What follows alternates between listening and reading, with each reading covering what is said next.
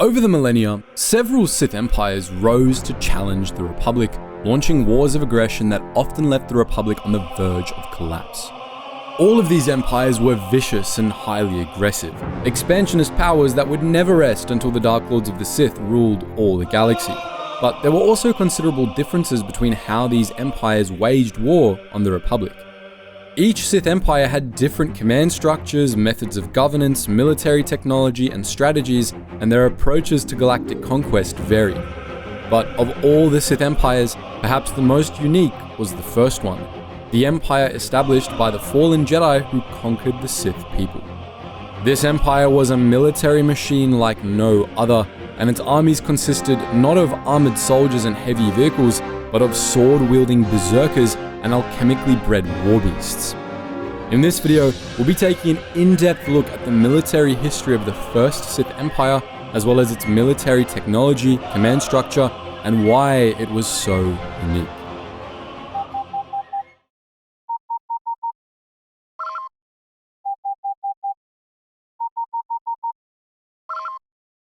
Attention, Sergeant on deck! As those familiar with the Star Wars expanded universe surely know, the name Sith originally referred to a species rather than an order of fallen Jedi. These Sith were red-skinned humanoids that evolved on the planet Korriban, where they developed a complex, highly ritualistic civilization with a strict caste system. The Sith were naturally gifted with the Force, which they understood through the lens of magic and alchemy, and they were also an aggressive and violent people, which inclined them toward the dark side more often than not. For most of their early history, the many Sith kingdoms of Korriban were always at war with one another, but a few thousand years before the rise of the Republic, in 28,000 BBY, all of Korriban came under the rule of a single overlord, King Adas. Adas was a powerful Sith king, incredibly strong in the Force, and he was both a fearsome fighter and a cunning ruler. He conquered all the other kingdoms of Korriban, for which he was hailed as a god by his people and accorded the title of Sithari, or Overlord. But Adas's reign was cut short by an ancient war between the Sith and the Infinite Empire of the Tuk'ata, which tried to conquer Korriban. Under Adas's leadership, and by embracing the dark side, the Sith repelled the invasion, but King Adas was killed in the war, and Korriban was rendered desolate. Most of the Sith relocated to a new homeworld, the planet Ziost, using starships upgraded with stolen Rakatan hyperdrives, and from there, they spread across space, establishing a proto-Sith empire known as the Kingdom of the Sith. The Kingdom of the Sith wasn't a Sith empire in the sense of the later Sith empires, and for most of its 20,000-year history, it was racked by constant civil wars and squabbles between various would-be kings. During some brief periods, a powerful Sith, such as the infamous tyrant Dathka Grosh, would unite the kingdom, and they typically ruled their subjects with an iron fist while embarking on brutal campaigns of expansion. The Sith explored the region of space around Korriban and Ziost, which was ringed by a series of nebulae known as the Stygian Caldera, enslaving or exterminating all other sentient life they found. They also established a few outposts beyond the Caldera, and a few times, Sith armies left the Sith worlds to carry out slave raids in neighboring sectors. Over the course of its history, the Kingdom of the Sith raided the Republic worlds Draethos, Felucia, and Queremia, as well as the wild space planets Florn and Gand. But despite its long history and many conquests, the Kingdom of the Sith was perpetually isolated due to the Stygian Caldera, limiting the scope of its conquests and leading to stagnation and decay. It would ultimately take outside intervention to transform this stagnant kingdom into the first Sith Empire. That intervention came as a result of the Jedi Order's second Great Schism, in which a faction of Jedi split from the Order after the Jedi Council forbade them from studying the dark side of the Force. These Dark Jedi continued their study of the dark side in the depths of the Outer Rim, and after they began using their powers to mutate creatures into horrible monsters enslaved to their will, the Loyalist Jedi and the Republic declared war on them. This war, the 100-Year Darkness, began in 7000 BBY, and it lasted until the Battle of Korbos in 6900 BBY. In the end, the Jedi and the Republic were victorious, despite the ferocity of the Dark Jedi and the many horrible monsters they unleashed, among them zombie armies and soul-eating leviathans. Only 12 of the Dark Jedi survived, and they were exiled from Republic space. These exiles ultimately wound up on Korriban. There, the Dark Jedi cowed the local Sith in a display of dark side power, and over the course of the next few weeks, they infiltrated Sith society, learning all they could about the culture, history, and power structures of the Sith. Then, the exiles' leader, Ajunta Pal, betrayed and beheaded the reigning Sith king, Hakagram Graush, and proclaimed himself the blood heir to King Adas. Ajunta Pal became the first Dark Lord of the Sith, and his Dark Jedi companions became Sith Lords. They combined their Dark Jedi techniques with Sith magic and alchemy, forming the Sith Order, an order of Darksiders to rival the Jedi. After completing their conquest of the Sith, the exiles established the Sith Empire, a sovereignty of the dark side that the Sith Lords hoped could one day topple the Republic. Like all empires, the Sith Empire was a heavily militarized and expansionist power built on military conquest, and as a consequence, the Sith military was an important part of the Empire's structure. In fact, there wasn't really a separate civilian authority in the Sith Empire. It wasn't a total military state either, but the lines of military hierarchy and political hierarchy were heavily blurred. Most of the Sith Empire's industry and economy were geared toward amassing vast military forces, with the remainder mostly involving the construction of fortresses and grand tombs for the Sith Lords. War was the purpose of the Sith Empire, and it was also the key to how the Sith Lords maintained their rule. The people of the Empire were kept in constant fear of invasion by the Republic and the Jedi, which the Sith Lords used to keep them under control. Like any empire, the Sith Empire also had to expand to survive, so the history of the Sith Empire was also a history of constant war. Under the first Sith Lords, the Sith Empire consolidated its control over the worlds within the Stygian caldera, establishing many great strongholds and military shipyards. As the Empire's military strength grew, some of the Sith Lords argued that they were now strong enough to strike back against the Jedi. Dark Lord Ajunta Pal disagreed and cautioned them against doing anything stupid, but these Sith Lords, led by Remulus Draper, the former admiral of the Dark Jedi fleet, gathered an armada and left Sith space to get their revenge anyway. Their fleet made it back to the Republic, where it was utterly destroyed by the Republic Navy in a single battle. This attack alerted the Jedi to the fact that their fallen brethren had established a Sith Empire in the depths of space, but the Stygian caldera shielded the fledgling Sith Empire from the eyes of its enemies, and the Jedi were unable to find a way back to Sith space, preventing any counterattack. Over the course of the centuries that followed, the distant Sith Empire came to be regarded as a myth by the people of the Republic, and even the Jedi barely remembered it. After this first battle, the Sith Empire had no contact with the Jedi or the Republic for nearly 2,000 years, but it still waged many wars of expansion in that time. Under the rule of great conquerors like Dark Lord of the Sith, Tulak Hord, the Sith Empire conquered every last world within the Stygian caldera, destroying many enemies and crushing rebellions against the Empire's rule. These conquests made the Sith Empire wealthy and powerful, culminating in the Golden Age of the Sith, the period where the Empire was at its most stable and most powerful. But the conquests of the Sith Empire were still limited by the Stygian caldera, which the Sith were only able to establish a few outposts beyond, as navigation through the nebula was all but impossible, at least from the inside. Crossing the caldera was actually easier from the outside, which led to many explorers, colonists, and refugees from Republic space winding up in Sith space and being unable to leave. These wayward travelers were killed or enslaved by the Sith, though a few were able to rise to positions of greater power by earning the favor of the Sith Lords. From the resources and peoples of the systems they controlled, the Sith Lords amassed a powerful military force, one that would eventually grow strong enough to challenge the Republic.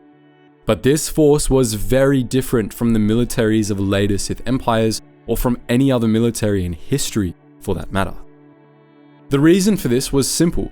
The first Sith Empire, unlike its successors, was firmly rooted in the culture and traditions of Sith purebloods, which differed greatly from those of the outside galaxy. Limited contact with the outside galaxy led to limited outside influence, which would make later Sith empires completely unrecognizable when compared to the original. One of the most obvious examples of Sith pureblood culture dictating Sith imperial military structure was the military's command hierarchy, which was essentially just an outgrowth of the ancient Sith caste system. The Sith castes were so ancient that the different castes had actually diverged into distinct subspecies of Sith, and each of the Sith castes had a role in the military, though some had greater roles than others. At the bottom of the hierarchy were the Grothu, or the slave caste, a multi-species caste that did all the hard labor and servant work in the Sith Empire. Among the many species exploited as slaves by the Sith were the Draethos, the Hergliks, the Malisi, and humans, all of which were seen as inferior races by Sith purebloods. Sith purebloods themselves could also end up as slaves. The original members of the Grothu caste were all Sith of a weaker and more servile subspecies, and the families of Sith of higher castes who were disgraced in some way or another could wind up as slaves as well. Unlike the slaves of other empires, the Grothu were never deployed on the battlefield by the Sith Empire. Instead, they were responsible for the hard labor needed to build and maintain the Sith war machine. They toiled in the Empire's mines, workshops, and shipyards, crafting weapons, starfighters, and capital ships, and they worked as personal servants for the soldiers and commanders of the Sith armies. A select few Grothu were elevated above the other slaves and put to work on special projects. Most of these were humans from the Tapani sector with knowledge of advanced technology, which the Sith Lords had them replicate. These Tapani humans played a big role in the advancement of industry, capital ship weaponry, and medicinal technology under the Sith Empire, and they were rewarded for it with authority and more comfortable lives, although their contributions were generally kept hidden from the rest of Sith society, as the Sith still considered non-Force sensitive humans an inferior species. Some Sith Lords, most notably Naga Sadow, who didn't believe in species superiority, went a step further, elevating slaves that they deemed especially competent and promising to higher stations, giving them authority over higher castes of pureblood Sith. Speaking of higher castes, the Grothu were outranked by the Massassi, the Sith warrior caste, who obviously played the biggest role in the Sith military. Physically, the Massassi diverged the most from the other Sith subspecies, having been bred to be strong, loyal, and aggressive. They were taller and more muscular, making them fearsome opponents, and on top of their tremendous strength, they had tough skin that was resistant to burns and laceration. Their senses were very keen, especially their hearing, and in combat, they were vicious and determined, driven by berserker-like rage that fueled their connection to the dark side. The Massassi were essentially living weapons, the ultimate soldiers of the Sith, and they were the backbone of the Sith military. The Massassi were indoctrinated to be unquestioning servants of their masters, first the Kisai monarchs and later the Sith Lords, and many higher caste Sith took their loyalty for granted. But the Massassi had much more free will than their superiors often gave them credit for, and they were truly loyal only to those they thought were strong enough to have earned it. All Massassi were part of the Sith military in one way or another, and they were trained from birth to fight for the Sith Lords. They piloted Sith starfighters, crewed Sith warships, and served as infantry for ground assaults and marines in boarding actions. Elite cadres of Massassi served their masters as assassins, as was the case for the notorious Order of the Sidawin, while others served as guards in Sith fortresses or taskmasters for groups of slaves. Most Massassi served in the Sith ground armies, however, and these warriors would be deployed in great hordes against the enemies of the Sith Empire, typically overwhelming them through numbers or sheer aggression rather than complex tactics. We'll talk more about the Massassi armies in a bit, but for now, we're going to move on to the higher castes. The Massassi were outranked by the Zuguruk, the Sith engineer caste, which was the second highest ranking of the original Sith castes. The Zuguruk designed and oversaw the construction of everything from tombs and fortresses to starfighters and capital ships, and they were the brains behind a lot of the Sith war machine. The Zuguruk oversaw the shipyards and designed the warships that took shape there, and they made all sorts of weapons, droids, and other tools for the Massassi to use against the enemies of the Sith Empire. Some Zuguruk had overseer roles within the Sith military itself, serving as staff in Sith Lords' command centers, but for the most part, they had little direct involvement with the war effort. The Kisai, or the Sith priest caste, was the highest ranking of the original Sith castes. Kisai were strong in the Force, which generations of Kisai kings had used to seize power on Ziost, and they served as the spiritual and political leaders of the Sith, answerable only to the Sith Lords. Under the Sith Empire, the formerly dominant Kisai became the favored servants of the Sith Lords, acting as aides, advisors, and viceroys. Sith apprentices and new Sith Lords were chosen from among the Kisai caste, and the first Sith Lords interbred with Kisai during their reign, creating several hybrid Sith bloodlines within the Kisai caste. Kisai served as commanders in the Sith military and aide-de-camp for Sith Lords, and they sometimes took to the battlefield alongside the Massassi, unleashing the power of the dark side against the enemy, often by generating illusions through Sith sorcery. Kisai were responsible for forging the alchemically enhanced weapons the Massassi and Sith Lords used in combat, and they were also tasked with breeding the Sith Empire's warbeasts. New warbeasts were dreamed up by the Ninush Wadzakut, or the Knotters of Entrails, an order of Kisai alchemists who oversaw the breeding pens of Ziost. These castes formed the basis of the Sith military's hierarchy. Beyond the four castes, there were no known ranks within the Sith military, although it's clear that there was at least an informal ranked structure among the Massassi, with some commanding and others following. The only ranks that were truly set in stone were those at the very top, the ranks held by the Sith Lords and their apprentices. The Sith Lords were the supreme rulers of the Sith Empire, and they were the highest authorities within the Sith military. They typically enforced their will through Kisai viceroys and lesser members of the Sith Order, generally Sith apprentices or lower tier lords. Generally, privileged Kisai acted as governors for the Sith worlds and managed the political aspects of a Sith Lord's domain, but a few served as commanders in the military as well. Most military commanders, however, were lesser members of the Sith Order, with the most important frontline command roles usually going to the Sith Lord's apprentices. These commanders answered to the Sith Lords themselves, who served as generals when their armies took to the battlefield. During this era, there were 12 Sith Lords at any given time, the heirs of the Chen Jedi, the 12 Dark Jedi who had established the Empire. The most powerful of these became the Dark Lord of the Sith, or Genari in the Sith tongue, the overall ruler of the Sith Empire, while the second most powerful became the Dark Lord's Shadow Hand. The Dark Lord and their Shadow Hand oversaw the entire Empire from its capital on Ziost, ruling supreme over all the Sith. The rest of the Sith Empire was divided into 10 fiefs, each of which was ruled by one of the remaining 10 Sith Lords according to a feudal system. These 10 Sith Lords made up the Sith Council, which met in the Sith Citadel on Ziost to discuss governance of the whole Empire. Decisions made on behalf of the Sith Empire were made either collectively by the Sith Council or by the Dark Lord of the Sith. Within their own territories, however, each Sith Lord ruled supreme, each having their own capital world and their own military forces. The militaries of the different Sith fiefs all followed the same basic structure and used most of the same strategies, techniques, and technology, but they all had independent command structures and were considered separate forces. When the Sith Empire as a whole went to war, the Sith Lords would pool their forces into a combined armada. This force would be commanded by the Dark Lord of the Sith, with the other Sith Lords serving as generals within it. The rest of the time, the Sith Empire actually lacked a single central military. Instead, it had 10, each loyal to a different Sith Lord who was the supreme commander of their own force. These militaries often fought each other during periods of turmoil in the Sith Empire, and even in times of peace, there was tension between them, as the soldiers of one Sith Lord sometimes refused to accept the authority of another. The militaries of the Sith didn't have formal branches, but in practice, they were divided into ground armies and spaceborne navies.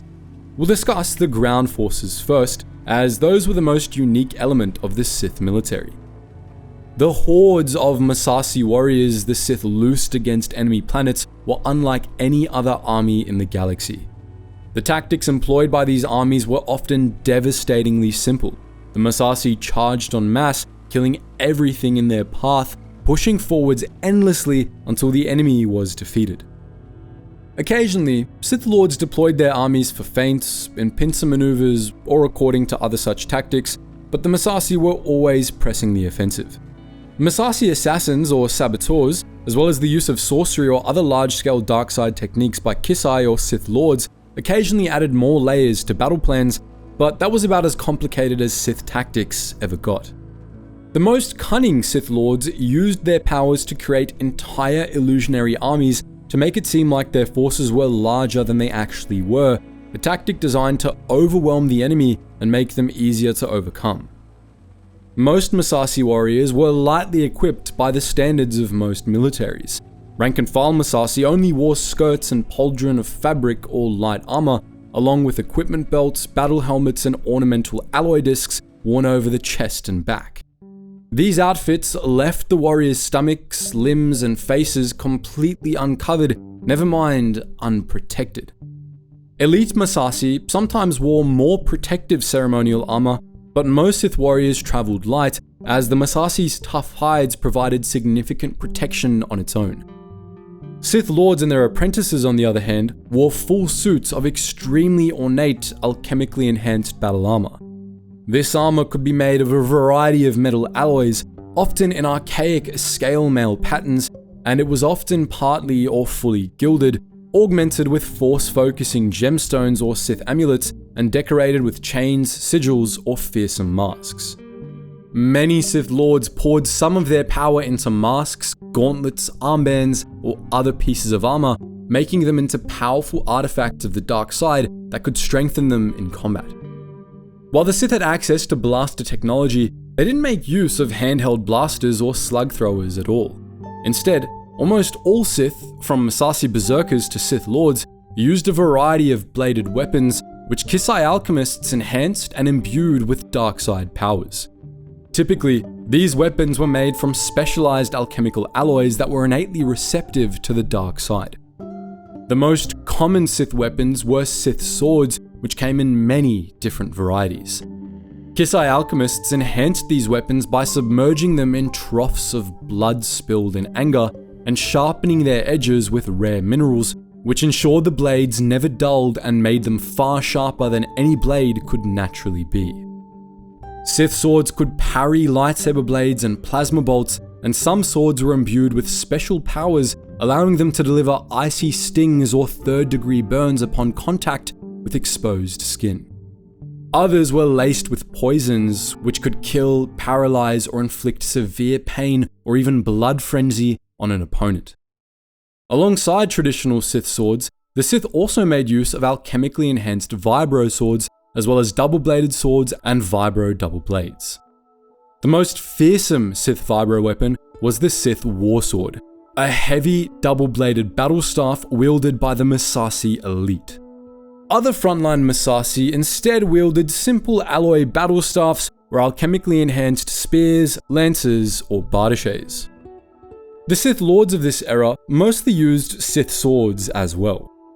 While the Dark Jedi that founded the Sith Empire wielded orange-bladed proto-sabers, lightsaber technology quickly fell out of favor among them, as Sith swords could be imbued with a greater variety of powers and customized to a greater extent than lightsabers could.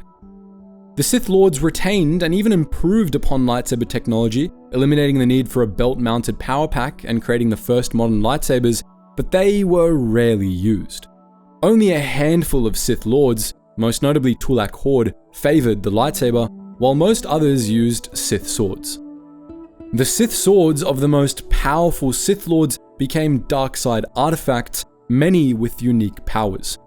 Notable examples included the Sword of Ajunta Pal, which pulsed with shadow and burned on contact, Naga Sadow's Poison Blade, which generated deadly toxins due to the influence of its master's poisoned spirit, and Ludo Kresh's Warsword, which generated force lightning along the length of the blade when held by its master. Sith assassins of this era carried long daggers called shikar, which Sith often used for revenge killings, as being stabbed with one of these was very painful and considered an insulting way to die. The blades of Shikar were made of glass, which allowed them to be smuggled past security scanners, and these blades were designed to be snapped off after being embedded in a victim, allowing them to fester in the wound if the victim survived. This arsenal of melee weapons arguably put the Massassi armies at a disadvantage against any force equipped with guns, but the Massassi also had access to a variety of ranged weapons, though these were all bladed too. These included the parang, a curved throwing dagger that would return to the thrower's hand if it missed its target, which was a common medium-range weapon among the Sith. For long range, the Massassi's weapon of choice was the Lanvarok, a razor-sharp disc that could be flung from the end of a battle staff or released in salvos from wrist-mounted launchers. Staff-flung Lanvaroks could be quite accurate, but the wrist launchers fired them in imprecise sprays, making them best used as weapons of indiscriminate terror designed for chaos rather than precision. Still, even with Lanvaroks, the Massassi were often at a disadvantage against blaster-wielding forces, and the Sith offset this disadvantage by supporting Massassi hordes with war droids and Sithspawn. Droids weren't nearly as widespread in the Sith Empire as they were in the Republic, as most tasks droids would be used for were instead performed by Grothu slaves, but the Sith did still have droid technology, which they primarily used for warbots and sentry droids. Sith battle droids usually weren't very intelligent or agile, but they were often tough due to the fact that most Sith droids had their chassis made from alchemically treated plating. This plating provided protection similar to a low-power shield generator, and it was resistant to blaster fire. Sith war droids were often armed with pulse-wave blaster cannons, and they were the only example of blaster-wielding infantry the Sith Empire had to offer. There were 4 known kinds of Sith battle droids. The first were Sith sentries, a type of humanoid security droid equipped with an arm-mounted pulse-wave blaster. These units were usually assigned to guard duties that Massassi found overly boring. Most of the Sith Empire's fortresses, shipyards, factories, and warehouses had at least a few standing guard at all times, while squads of 6 were kept aboard Sith capital ships for deployment in emergencies. A larger, heavier type of war droid, similar in design to the Jedi Civil War era Mark I assault droid, was stationed inside some Sith tombs as guardians, armed with blaster cannons and alchemically treated armor. Elite Sith warbots were more powerful humanoid battle droids equipped with heavy armor, 2 built-in pulse-wave blasters, and a built-in Sith sword. These fearsome units were used as guards by high-ranking Sith, but they also saw use on the battlefield as heavy troopers. The most dangerous and most exotic Sith droid model, however, was the Sith Slayer droid. A droid tank operated by a disembodied organic brain, which was hardwired into the machine. These monsters were densely armored, and they were armed with a pair of shoulder-mounted cannons and a pair of arm-mounted spinning blades. These exotic units were rare and expensive to manufacture, but when deployed, they complemented the Sith's war beasts as well. Speaking of, the Sith's vast collection of war beasts filled the role tanks and other heavy vehicles would play in a conventional army, and these creatures came in many varieties. Most were Sithspawn, dark-side monsters created from various animal species by the Ninu-Shwadzakut, while a few were animal species from one of the Sith worlds that had been naturally corrupted by prolonged exposure to the dark side. Many of these creatures were used as mounts for heavy artillery or siege towers, and they were taught to understand a standardized set of Sith language commands, allowing Sith commanders who knew these commands to control any of the Sith's many warbeasts. Some Sith warbeasts were mainly used for guard duties and rarely took to the battlefield.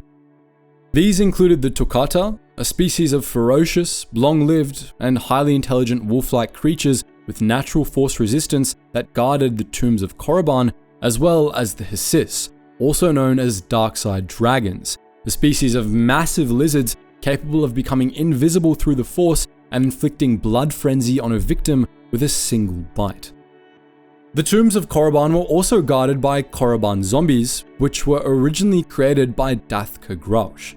These monsters were fairly sophisticated for zombies, able to operate blasters and thermal detonators, though they still weren't fully sentient. Another zombie-like Sithspawn species, the Rakghouls, were meant for battlefield use, but were rarely actually used that way. Rakghouls were hideous humanoid beasts created by the Sith Lord Caste Mer. The power of a talisman carried by Mer could transform sentient beings into these vile creatures, which could then transform others into Rakghouls via a bite or a scratch. Fortunately, Caste Mer's rival Sith Lords put an end to the use of Rakghouls after killing him, fearing the uncontrolled spread of the Rakghoul plague. Most of the Sith spawn used regularly in the Sith armies were larger. Horse-sized Sith war rhinos were used as personal mounts by Sith Lords and other ranking commanders in the Sith armies, while other, larger Sith spawn were used to carry groups of soldiers or mounted guns. Two species from frigid Cardelba were mutated into the massive Sith warbird and Sith war behemoth, the former a species of thick-skinned, highly aggressive flightless birds, and the latter a four-legged mammoth-like species with sharp beaks, long tusks, and hard, spiny shells on their backs. Warbirds were often deployed as assault cavalry, as their tough skin allowed them to withstand plenty of punishment, and they could shred enemy soldiers with their beaks and talons. They were usually mounted with battle harnesses, which featured an enclosed cockpit for the rider and a pair of artillery-grade blaster cannons. War behemoths, meanwhile, were typically used as tanks, called upon to provide heavy fire support for infantry or to plow through enemy fortifications. Some carried siege towers on their backs and acted as troop transports for Massassi squads, while others were fitted with massive artillery emplacements. Between their guns and their natural strength, war behemoths could tear through even the strongest fortifications, trampling or devouring enemy soldiers as they did, carrying Massassi warriors into the heart of enemy fortresses. Monstrous, rancor-like creatures known as Tarentatech were used in some of the Sith's many civil wars, and they were feared by the Sith purebloods as they exclusively fed on the blood of Force sensitives. Sith of later generations would use these beasts as Jedi hunters, and when deployed on the battlefield, they often served as tanks. The two-headed lizards, known as battle hydras, served a similar purpose. These beasts had envenomed, stinger-tipped tails, lightsaber-resistant scales, and sharp claws, and though they were actually quite shy when left to their own devices, Sith Lords could control them through the dark side, using them as vicious shock troopers in the armies of the Sith Empire. Perhaps the most feared tank-type Sith warbeasts were the Siluth, a massive species of mutant beetles that attacked anything that moved. Siluth had a dense, armored carapace, mandibles strong enough to crush a human, razor-sharp claws, and the ability to spray acid from their mouths. This acid could melt through stone and metal, and the Sith usually only deployed hordes of Siluth when they wanted to send a message, using them to level the cities of their enemies. Most of the largest Sith warbeasts were used to destroy enemy fortifications. During the 100-Year Darkness, the Dark Jedi, Sorcerer's Sin, bred many such monsters, among them the Shamblers, the Howlers, the Pit Horrors, and finally the Leviathans, enormous monsters that could consume the souls of enemies and store them in blister traps on their skin. Sin bred new Leviathans after she became a Sith Lord, though these monsters seem to have fallen out of use by the time of the Great Hyperspace War. The Sith Empire had many more beasts bred for a similar purpose, among them the Chrysalides, or Chrysalis beasts, a class of Sith spawn that took already fearsome animals and transformed them into perfectly efficient killing machines, described by Sorcerer's Sin as nothing but teeth, claws, bulk, and sinew. Some of the most massive Sith spawn were species of enormous worms or snakes. These warworms came in many varieties, but they were all designed to have nearly impenetrable hides, mouths large enough to swallow enemy soldiers, and the strength to tear down skyscrapers. A variant of this monster, known as the Squally Hawk, was adapted for camouflage in forest environments, designed to prey on unsuspecting humanoids. The largest known Sith spawn beast was the enormous Cylon, which resembled a sarlacc with more mouths, more teeth, and thicker tentacles, which we can only guess at the intended purpose of. Of course, this fearsome ground force was matched with a powerful spaceborne navy. Under modern classification schemes, the Sith Armada mostly consisted of frigates and light cruisers, all with sinister, jagged designs. Unlike the Sith Army, the Sith fleet was more similar to the navies used by other powers of the time, with similar battle tactics and technology, though with a few differences, most notably that Sith ships didn't have deflector shields. The core of the Sith Imperial fleet was the Derriphan-class battleship, a densely armored 215-meter-long beast. Derriphan battleships could carry small armies of Massassi and a handful of starfighters, and they were heavily armed with auto-blaster batteries and concussion missiles. Some battleships, such as Naga Sadow's flagship the Corsair, were equipped with dark-side superweapons which could channel the effects of Sith sorcery to tear apart the cores of stars. The other major capital ship in the Sith fleet was the Sith Dreadnought, a larger vessel that boasted 6 diamond-shaped, heavily armored drop pods which were used to deploy Massassi Armies or Sith warbeasts in orbital drops. These capital ships were escorted by a variety of smaller vessels, along them Sith escort gunships which could serve as more mobile dropships or miniature corvettes, and 2 classes of starfighter, the lightly armored crescent-shaped Blade-class starfighter and a larger, more heavily armed type. Unlike the Republic, which made its starfighters their own branch of the military, Sith fighter squadrons were attached to fleets of battleships. Perhaps the most important vessel in the Sith Armada was the Sith Meditation Sphere, spherical ships used by Sith Lords as remote command posts. These eerie vessels resembled large eyeballs with battle-like wings, and they were designed according to arcane Sith architectural principles that allowed them to amplify the power of the Force. Sith Lords would use them to focus their battle meditation or Sith sorcery, allowing them to create massive illusions over battlefields from sectors away. The Sith fleet operated according to a simple but effective set of tactics. Derriphan ships would constantly press the offensive against the enemy, provided with fire support by escort gunships and defended by starfighter squadrons. The Massassi crews of these ships would often fight to the death, and crippled battleships would often ram enemy capital ships. For planetary invasions, the fleet would attempt to descend into a planet's atmosphere, where dreadnoughts would deploy armies via drop pods, and the battleships would conduct orbital bombardments against enemy fortifications. All the while, the Sith Lord in charge of the operation would guide their forces from a meditation sphere, coordinating fleets and armies alike, and often generating illusions to make their forces appear larger. During the Golden Age of the Sith, the military forces of the Sith Empire reached their apex, growing large enough to make the Sith Empire a major galactic power despite its relatively small size.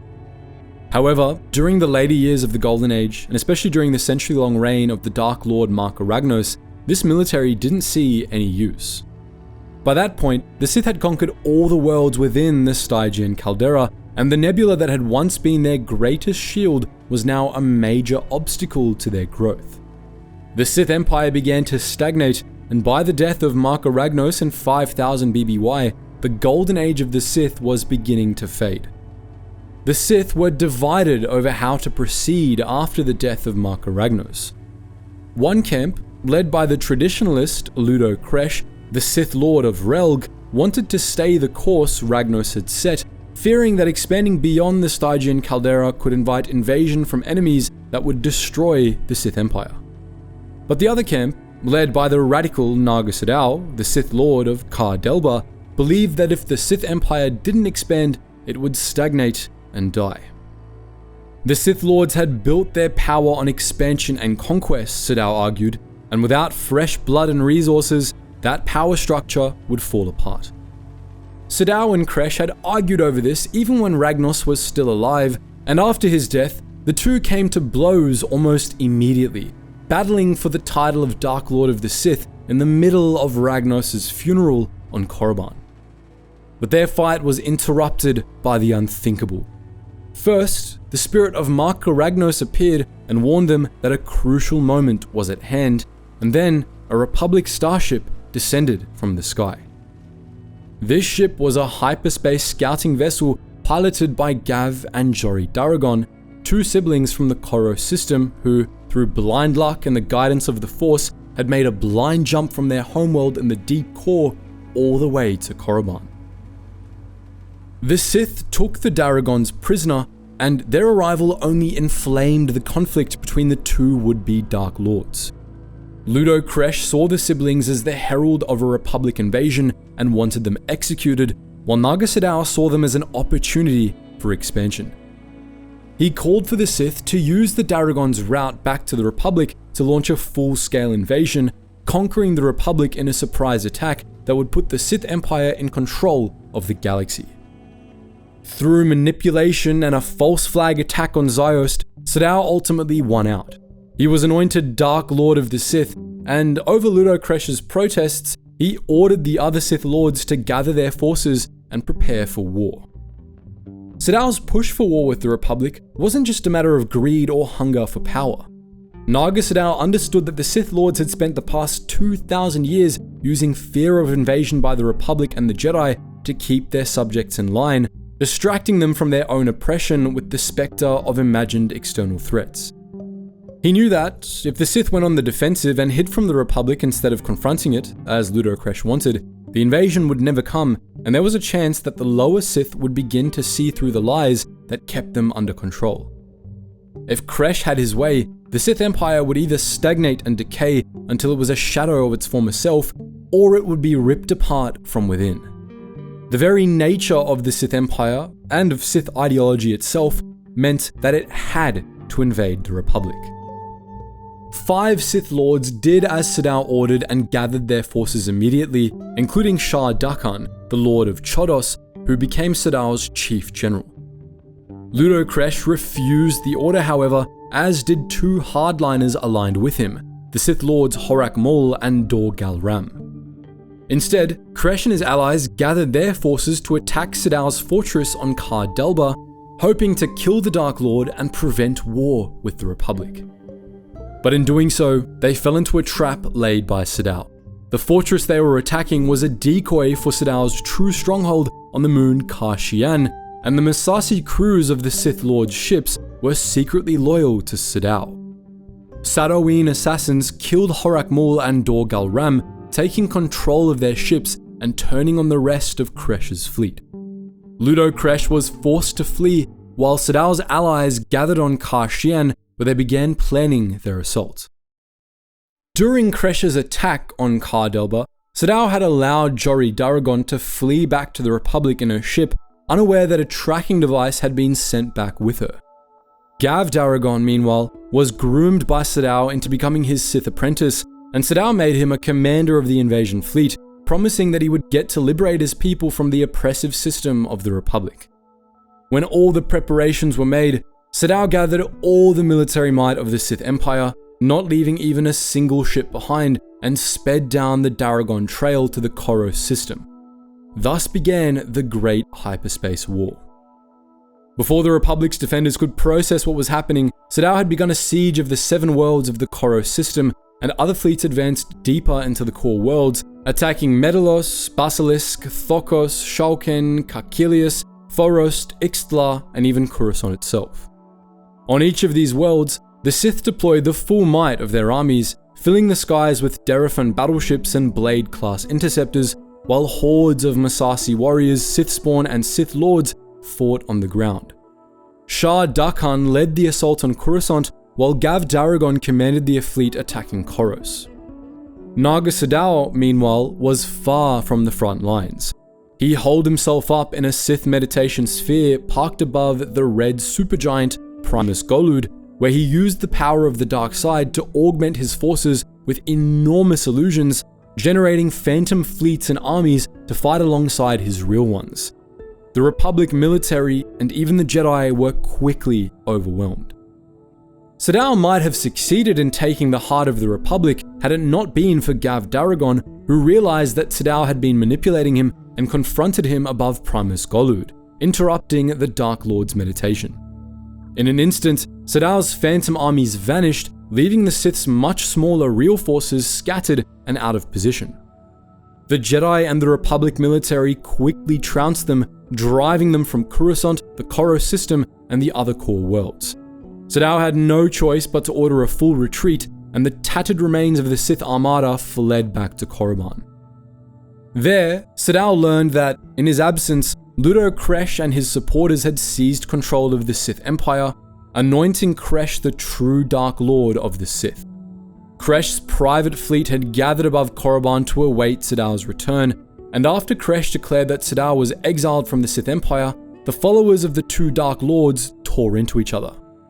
Kresh's fleet and the remnants of the Sith Armada obliterated each other, and while Ludo Kresh was ultimately killed and his forces were defeated, the skirmish further weakened Naga Sadau's remaining forces.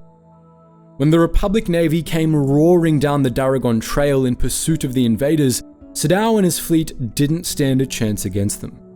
Sadau ordered his Massassi to kill their commanders and use their ships to physically block the path of the Republic fleet, giving his flagship, the Corsair, just enough time to flee into hyperspace.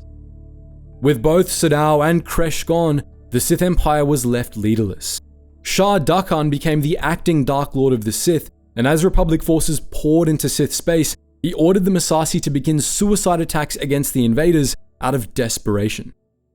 This initially drove the Republic back, but the Republic military soon returned in force, and what remained of the Sith forces didn't stand a chance.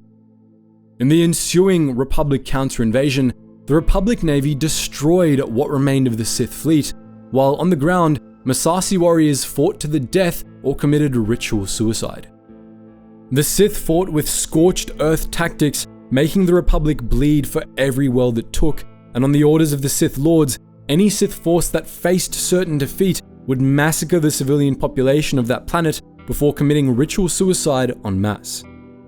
By the time the Republic had completed its conquest of the Sith worlds, every last one of them was depopulated and ruined, and the Sith were believed extinct.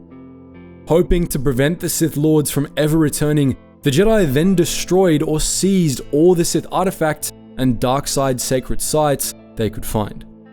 In the aftermath of the Great Hyperspace War, the Sith Empire was completely destroyed and its military forces died with it.